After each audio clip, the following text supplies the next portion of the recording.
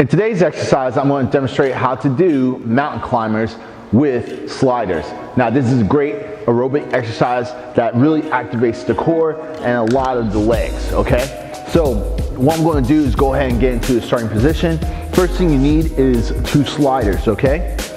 Now, when I'm doing this exercise, I want to show different variations just in case if one's too hard than the other, okay? So when you get into the start position, go ahead, get like in the athletic position, just like this. Now, according to your workout program, I usually set it up between 30 seconds to 60 seconds, and then you have your break, okay? So, for the example, it's just like this, all right? That's all you're doing. Only thing you're doing is holding yourself up.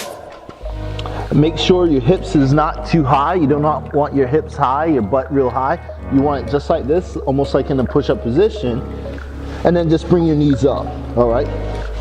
All the way up to your elbows, okay? And you want to do that for the duration of the time that's in your workout program. Now, if this is too hard for you, what you can do is always do just regular mountain climbers too. That's without the sliders. And with this one, it's done like this.